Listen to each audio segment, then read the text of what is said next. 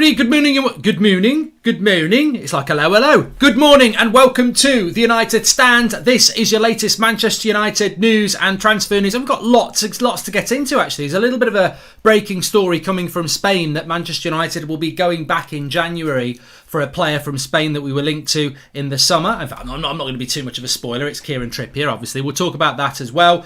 Also be talking about a story from The Athletic where the Glazers had to be convinced about the virtues of signing Cristiano Ronaldo. It's just a warning that actually we do have football people in the club, but you've still got to convince these bankers. I said bankers, not bankers who run this football club. They basically had to be convinced about signing Cristiano Ronaldo. We'll explain why.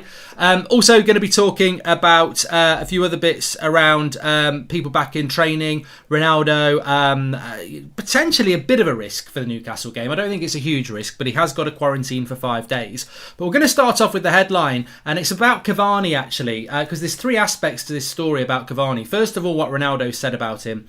Secondly, what Cavani has said about international duty, not being very happy that he can't play for Uruguay. And thirdly, about potentially where he was offered out on Monday. There's more stories coming out that Cavani was offered out to clubs across Europe. So we'll talk about that in a moment. But first of all, let's start off with the positive. I was doing the England watch along last night, as you know, well, you might not know. I was doing England watch along last night, but the highlight of the first half of the England game was basically that Cristiano Ronaldo had been announced as the number 7 for Manchester United. So basically, what Cristiano Ronaldo has come out and said is that he wanted the number 7 shirt. It was never guaranteed he was going to get it, but it's an incredible gesture by Cavani allowing him to have that shirt. So and I think it is an incredible gesture, and I think we are victims of the media.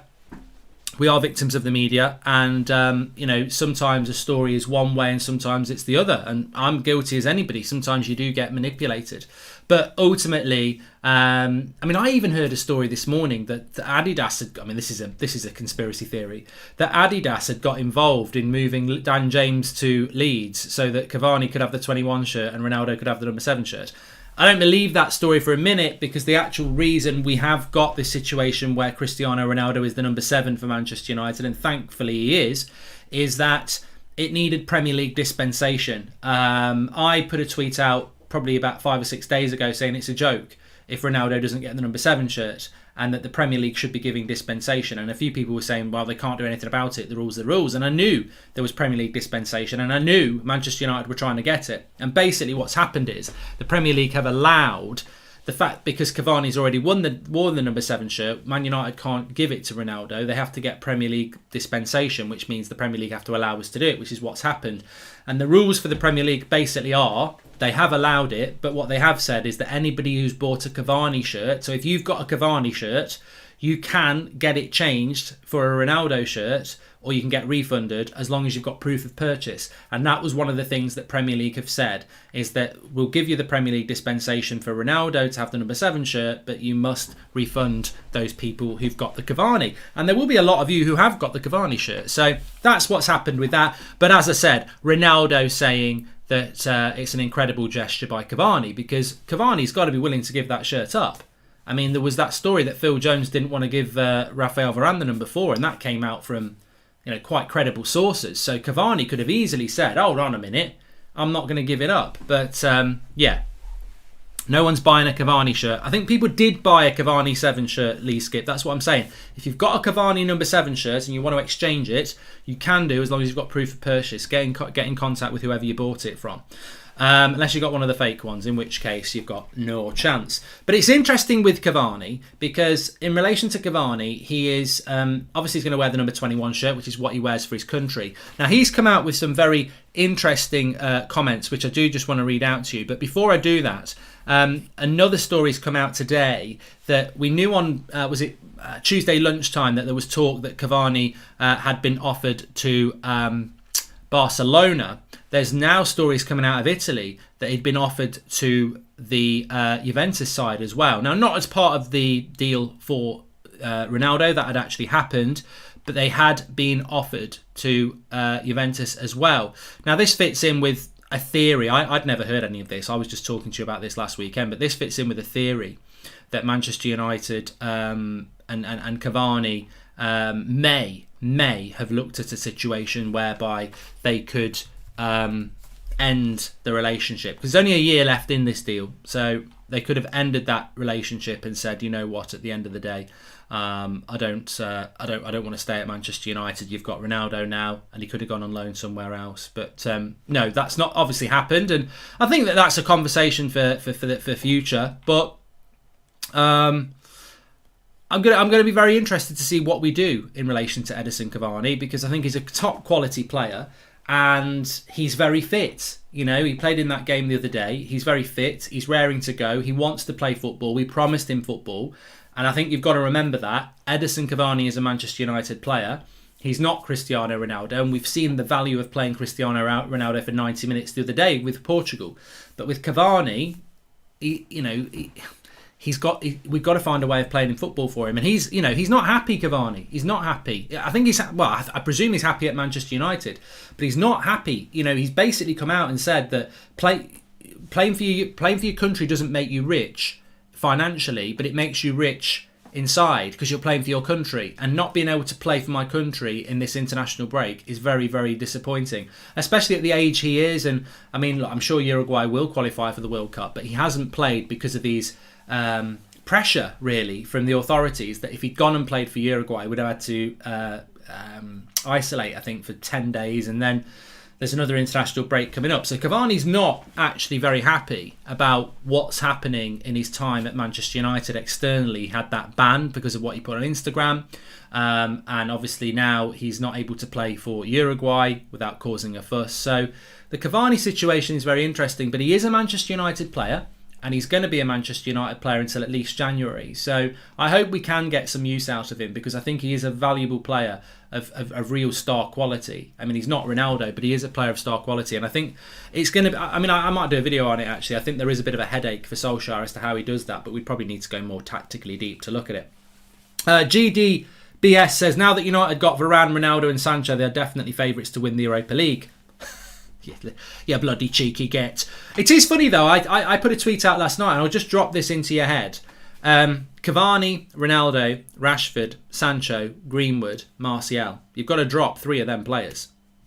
Cavani, Ronaldo, Rashford, Sancho, Greenwood, Martial. You've got to drop 3 of those players, because Bruno plays as the attacking midfielder, or maybe Pogba, or maybe Lingard, but the front 3 will be 3 of those 6. You've got to drop 3 of those players. Cavani, Ronaldo, Rashford, Greenwood, Sancho, Martial. Well, a lot of people say Martial, but even with the 5, you've still got to drop 2 of them, and then you've got to rotate them as well. It's really interesting. Ollie's job has got very difficult, but what a problem it is to have. Dylan Fitzpatrick, welcome to the United Stand Members Club. Somebody just said drop Martial. You're not listening, Ash. You've got to drop 3 of them. You can't pick all 5. Even if you drop Martial, you can't pick 5. You can only pick 3. That's what happened. Martial, Cavani, Rashford should get dropped, says Jordan. But then you've got to rotate them, haven't you? Anyway, just very, very quickly, I just a little bit of comedy on a Friday morning. I'm sure many of you, well, I hope not many of you do listen to Hollyoaks Sport. Some people call it Talk Sport. I call it Hollyoaks Sport because it's scripted, but it's scripted very badly. There's an ex-irrelevant Villa player who's been on this morning, who's actually 2 years younger than Ronaldo and retired 3 years ago. He's been on this morning saying that if it was a final, he'd pick Harry Kane over Ronaldo. And I just thought I'd bring this in because it's absolutely hilarious. How many finals has Harry Kane won then? How many finals has Ronaldo won then? I mean, you know what? There is a producer who sat there last night thinking, I need something to go viral on Friday morning. I know. Let's get one of our Pratt ex-footballers to read the script of a load of nonsense. I mean, words fail me if I didn't know it was Hollyoaks Sport and scripted, because how could you pick Harry Kane over Ronaldo in a final? How can those words come out of your mouth? Well, it's not coming out of your mouth, is it? It's coming out of your arse. He's got teeth in his arse. I mean, absolute ass talk. I'd rather have Harry Kane in a final than Ronaldo. And yet, we don't even have to talk about Harry Kane in the Champions League final that he bottled against Liverpool. We also had one a couple of months ago. In the year, he was Can I have Gary Barlow? Yes, you can, Mark. You want to talk about Harry Kane in the Euros final? Absolutely shocking. Absolutely fucking shite. Absolutely dreadful. How do they get away with... there should be standards. There should be standards on what you can put out into the public ether. You should not be allowed to do that. You should be locked up for fraud. I'd rather have Harry Kane in a final over Cristiano Ronaldo. But you know what? I applaud it because actually it's got everybody talking about it. And that's what this...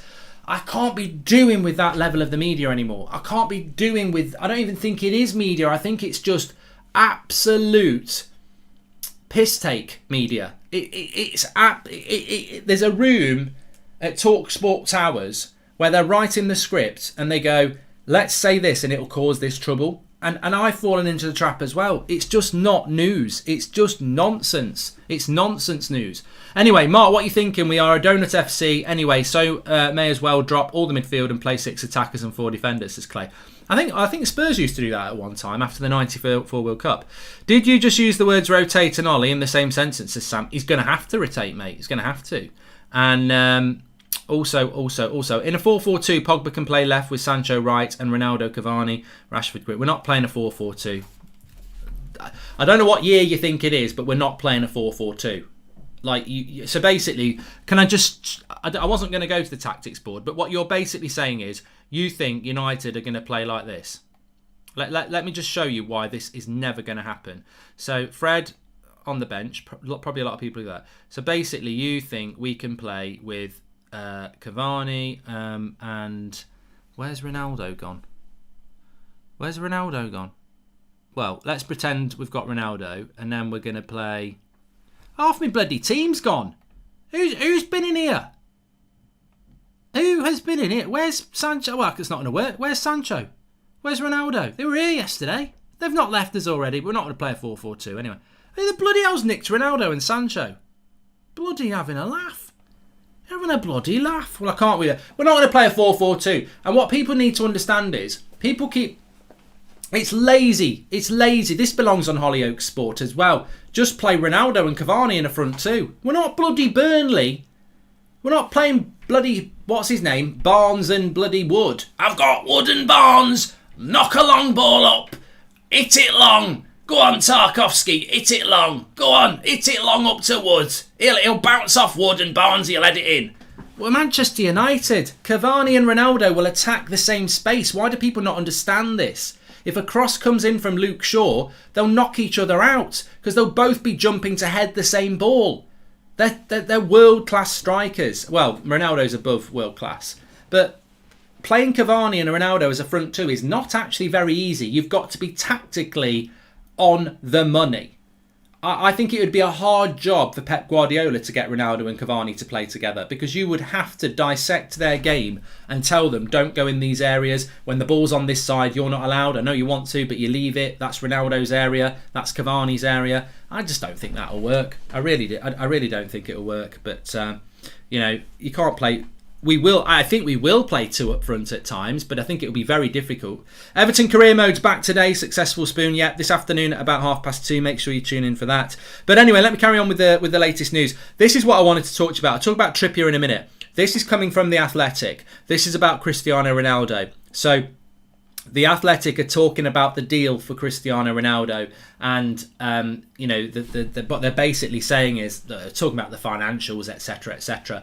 But Ed Woodward had to spend time with Joel Glazer convincing him to sign Cristiano Ronaldo and basically laying out the financial benefits and telling him that buying Cristiano Ronaldo would basically pay for itself and could even pay the club more money than what it costs for Ronaldo, and that was what convinced Joel Glazer to go ahead with it, because the Glazers have to be sat down and explained every deal and the benefits to Manchester United, which roughly translates to the Glazers need to sanction every deal and see what the financials are on it. So it's interesting because we hear a week ago about how Sir Alex Ferguson had a massive role in getting him back at Manchester United, but ultimately it would have always come down to the Glazers, and if the Glazers had said, no, we're not going to do that because the financial outlay is too much, then it might not have happened. And I suppose, look, in this case, it doesn't really matter because we've got Ronaldo and we've won. But imagine if the Glazers had, imagine if Ed Woodward had said, well, look, at the end of the day, he's going to go to Man City.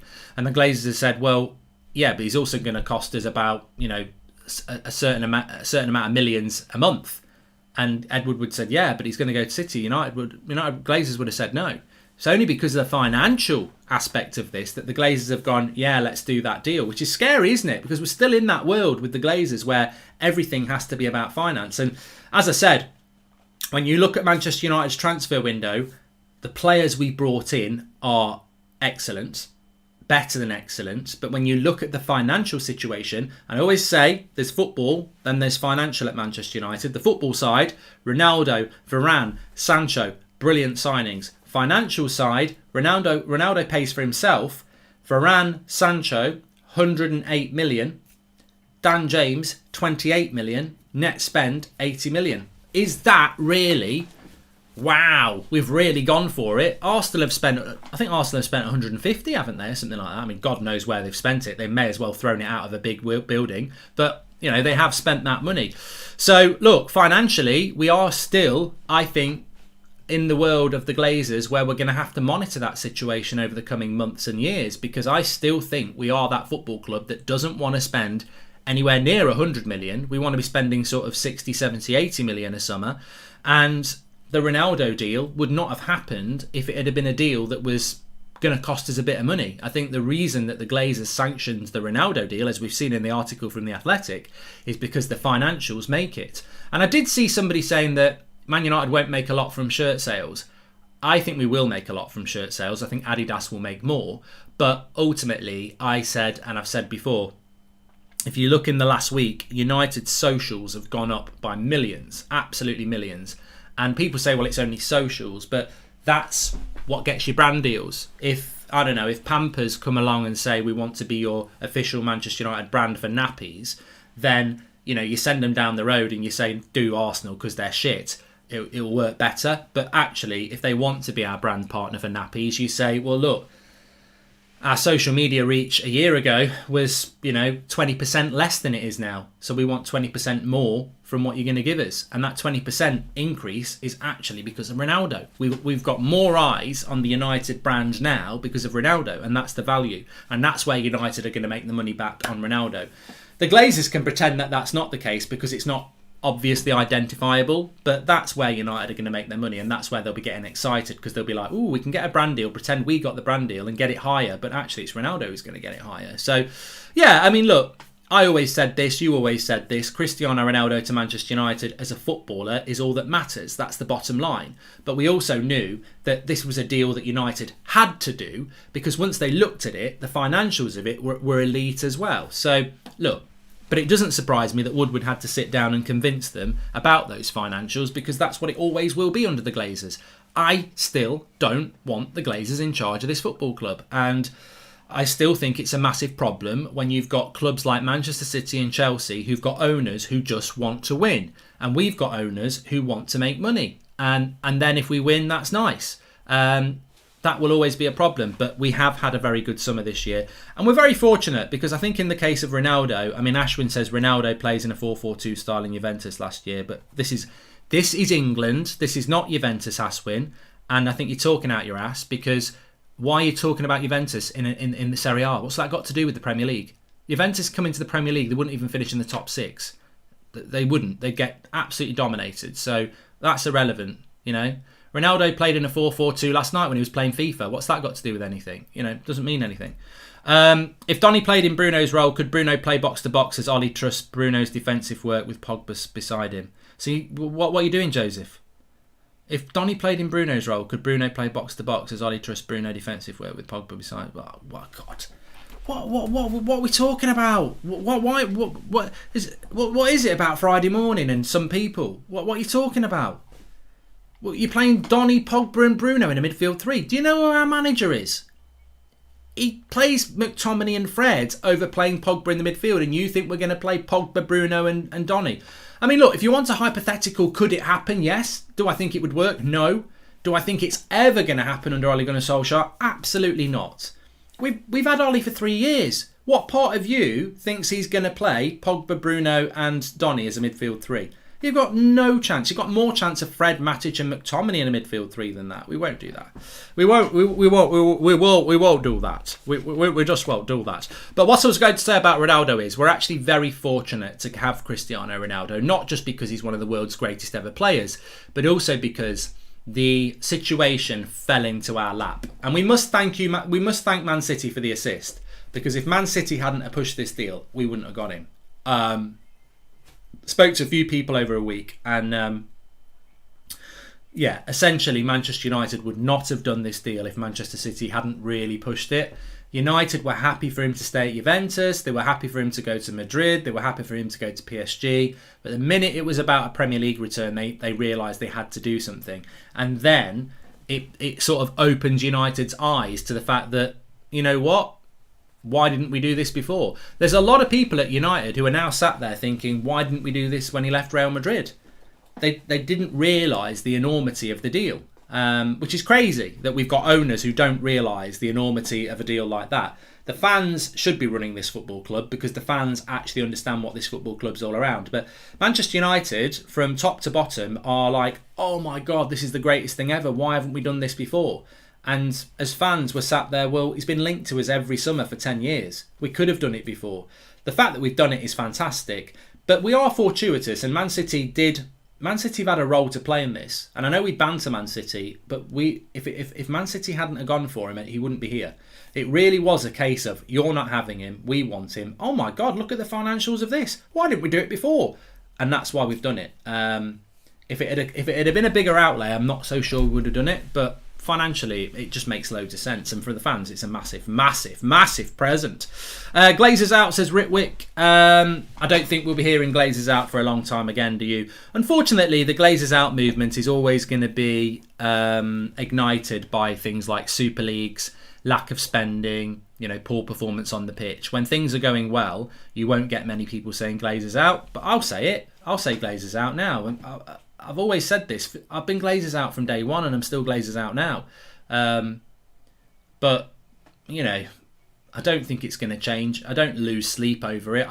The reason I'm Glazers out is because I just think they're bad for our football club. We're in debt. They don't really ever spend the money we could spend, and I think they make poor decisions. And also, I think in the modern game, we are going to see. I think there'll be another club or two in the Premier League bought by billionaires in the next 3 years. And then I think we'll fall behind them as well. I just don't think under the Glazers we're set up to really compete. But I hope I'm wrong. I hope I'm wrong on that one. Anyway, let's move on. Spanish reports are saying that Manchester United will go in for Kieran Trippier in January again.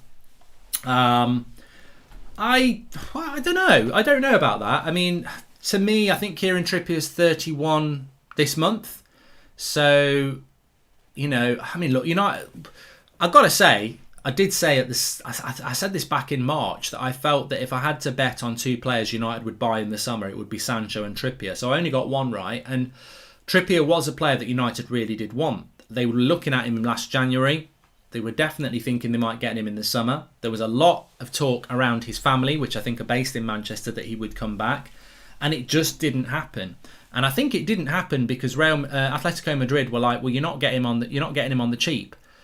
He wanted that move, and United did want that move. Do I think United will go back in? I do. I don't think that you can discount that, because we've got a long history of playing the long game on deals. Jadon Sancho was a long deal. Bruno Fernandes was a long deal. Lindelof, we were meant to get in the January, and then we got him in the summer. So Harry Maguire, we were scouting for a long time. So I wouldn't be surprised if we did go for Kieran Trippier. But I must admit, sat here right now, I'm very happy with our squad defensively. I'm very happy with the centre-backs. I'm very happy with the full-back options.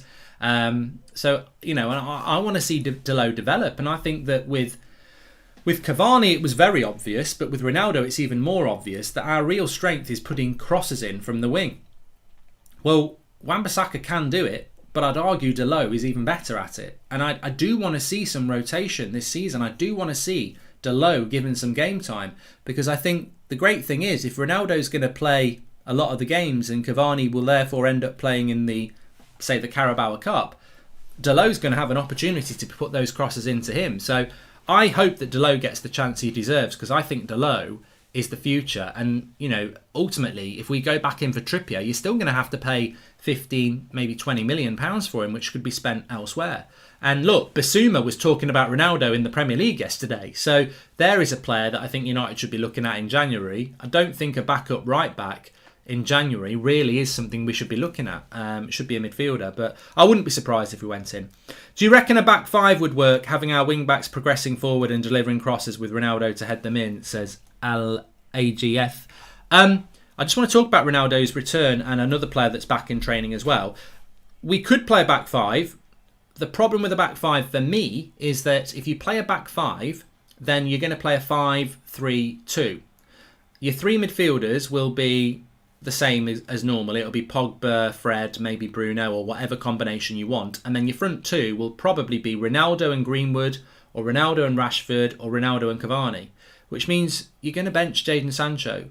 You're going to have to bench 3 out of the 6 players I said before. If you play a 5-3-2, you're going to have to bench 4 out of Ronaldo, Cavani, Rashford, Martial, Sancho, Greenwood. 4 of those would have to be benched in a 5-3-2 because you can only play 2 of your attackers. And it's going to be Bruno, Pogba, Donny, Lingard, McTominay, Matic, Fred for the 3 midfield spots. And obviously your wing backs are going to be Luke Shaw, Wan-Bissaka, Telles or Dalot.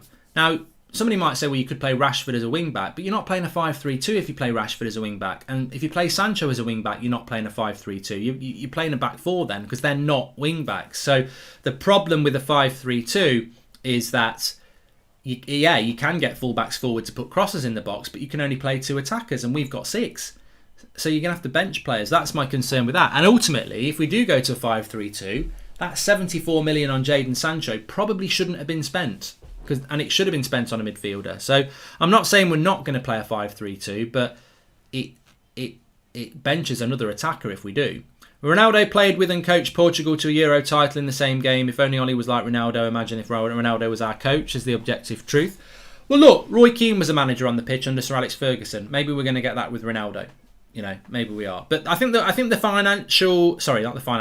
formational conversation is very interesting, and Solskjaer is certainly spending this 2 weeks thinking and talking with his coaches about it, because I guarantee you now, he didn't know he was getting Ronaldo until a week ago, and now he's got Ronaldo. That's a player he wasn't planning to have another striker. It was very easy before. It was, let's play a 4-2-3-1. I've got Cavani up front. Now he's got Ronaldo. He's like, bloody hell, how am I going to work all this out? And it's going to be very interesting to see how he sets us up against Newcastle. Now, Ronaldo is apparently going to have to isolate for 5 days. He was not given an elite, what do they call it? An elite sports exemption by the British government. So Cristiano Ronaldo was not given an elite sports exemption, which means he has to isolate for 5 days. Is there no such thing as a GOAT sports exemption? Because he's better than that. So I don't know why he's not been given that. The interesting thing for me is, and I can't find this out, is that he's got to isolate for 5 days. He's been released from the Portugal squad early because he's got that yellow card that puts him out of the game against Azerbaijan on Tuesday, and he's not going to play against Qatar tomorrow. So I think he's actually in Manchester now. But he better be in Manchester today, because if he's not in Manchester and he comes in tomorrow, that's 5 days isolation, which means he won't actually train with the team until next Thursday.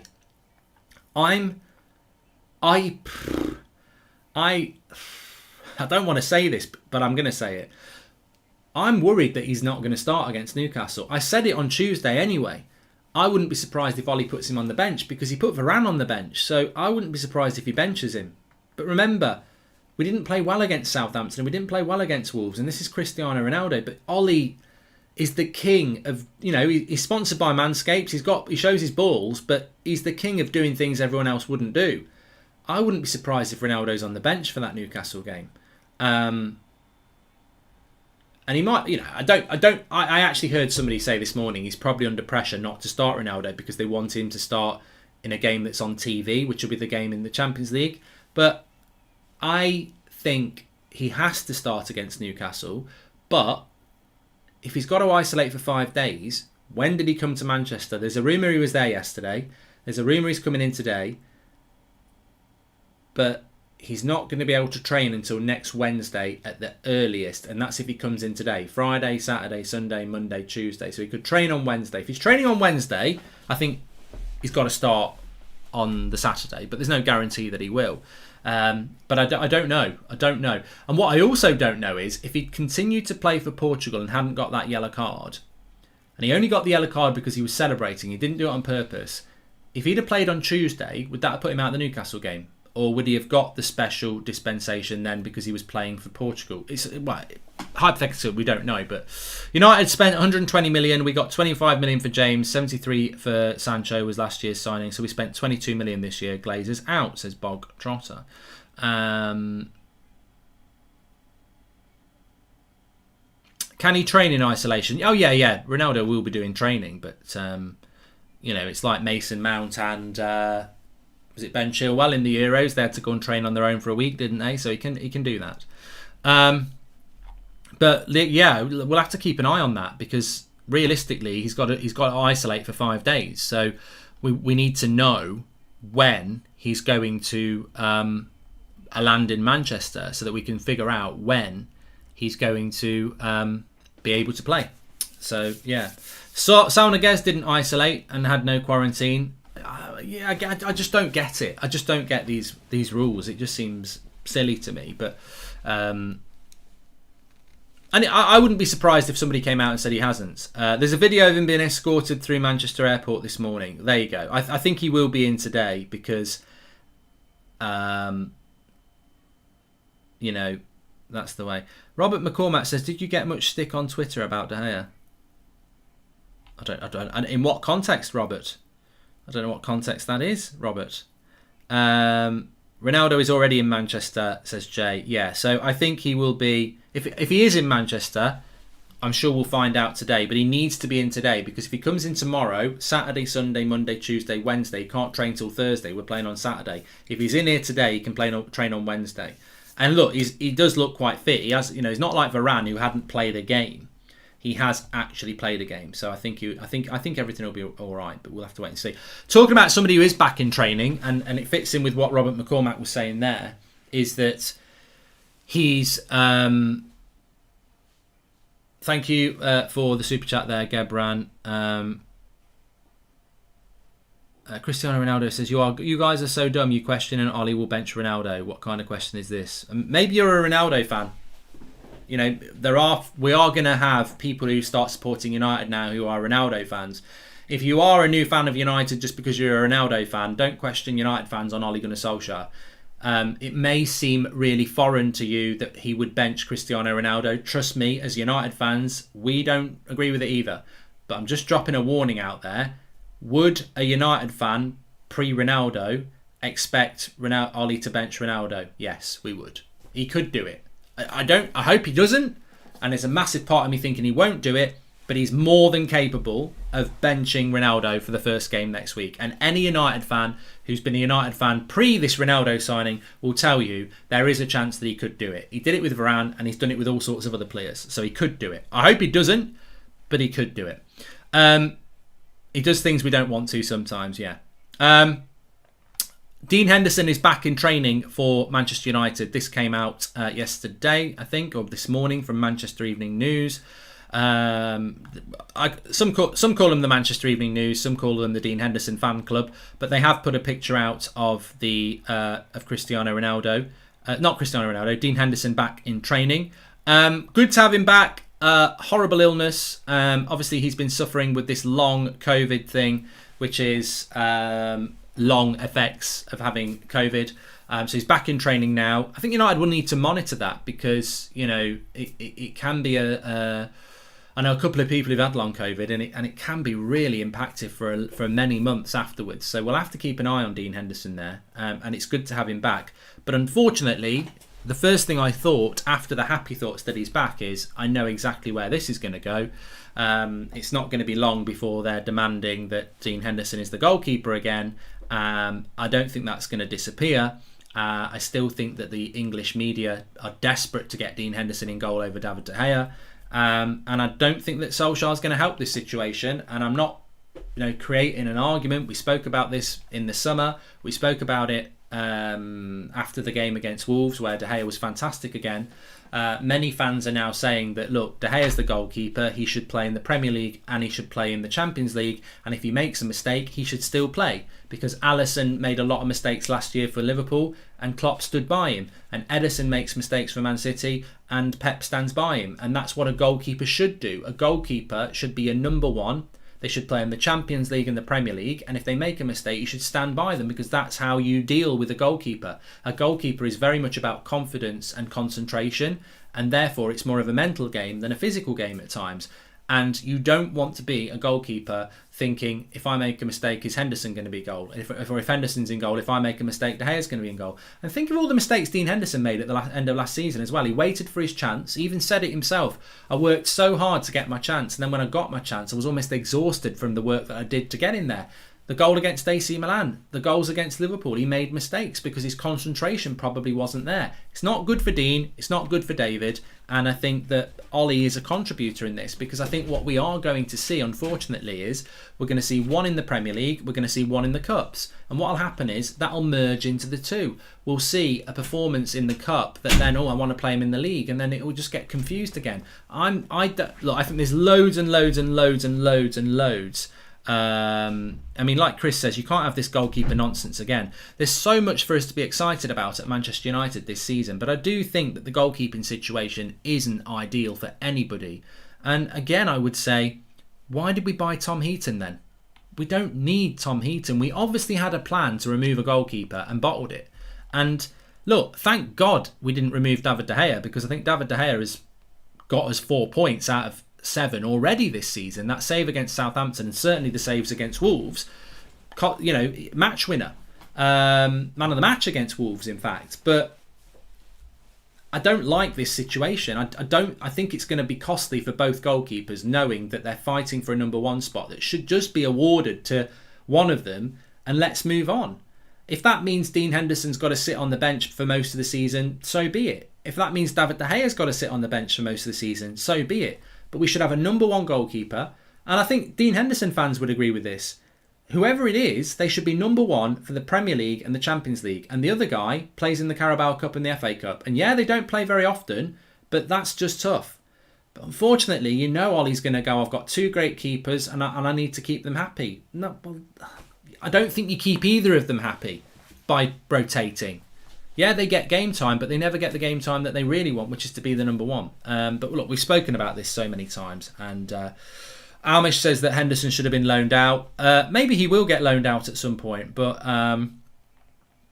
what this needs is, and I don't blame either goalkeeper, what this needs is strong management. It needs a statement of, that's my goalkeeper, and even if he makes a mistake, that's my goalkeeper. We're at that point now. I don't blame the goalkeepers. I don't really want to see the media competing the goalkeepers. I think this is on the manager now to make a decision on his goalkeeper. And I don't want to see one goalkeeper playing against Newcastle and a different one playing against the Swiss team in the Champions League. I want to see a number one goalkeeper, because it's stability. We need stability and consistency this season. And I don't give this doesn't give you stability and consistency. I've said it so many times. If you are the back four won't change much. So if the back four in the Champions League is playing with one goalkeeper and the back four in the Premier League, the same back four is playing with another goalkeeper, that doesn't provide stability either. So he's got to. He won't do it. He's not going to do it, but he should have done it. Really, he should be coming out and saying, "This is my number one. The other one's on the bench." But even then, even if David De Gea was the number one for the Premier League and the Champions League, if he spills a shot and they score, which will happen, every goalkeeper makes a mistake. In fact, goalkeepers tend to make at least one mistake every couple of months, sometimes once a month. Soon as De Gea makes that first mistake, Henderson's got to go in goal.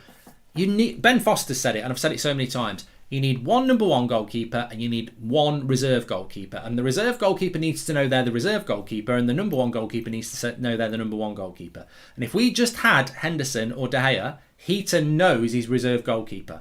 Even if one of those makes a mistake, he knows he's reserve. The problem we've got is De Gea's the number one, Henderson's the number two. He makes a mistake, I want to play. Off you go then. He makes a mistake, I want to play. Off you go then. And the problem keeps going. We need a reserve goalkeeper, which we have got in Heaton, but we need one number one goalkeeper, and we didn't sort that out. Anyway, look, thanks everyone for watching. Really enjoyed the show. I just want to show you something as well. We've shown it to you before, but I will show it you again. You can get yours through the link in the video description. I don't want to show you that, but you can do that if you want. So that's not the animation I want to show you. I want to show you this one. Links in the video description. Ours came out 2 days ago, and we did get the number right. He is in that number. People were saying, oh, you don't know. He is in that number. Links in the video description for that. Mine's on order. It's not come yet. Lots of different colours you can get. Grey is quite nice. I've ordered it in the black, and hopefully it will come soon. Links in the video description for that. And we do ship worldwide. Also available in a t-shirt. We've still got the Edison. I tell you what, that is nice. But I like the green and yellow. We do need to change the shirt number on that one though, so probably don't get that one at the moment. And your mugs. You can still get your mugs. 1 million subscriber mugs. So links in the video description for those. We do ship worldwide, and I will do on Instagram an unwrapping of mine when it comes. I was very tempted to get the white one, but I just don't think I look that good in white, so I didn't bother. But thanks everyone for watching. Make sure you subscribe, bottom right hand corner, smash a like on the video. We've got an 8 o'clock video coming up as well, and we may well be live this afternoon. We'll see what happens. Thanks everyone for watching. Take care. Have a good day. I'll speak to you in a bit.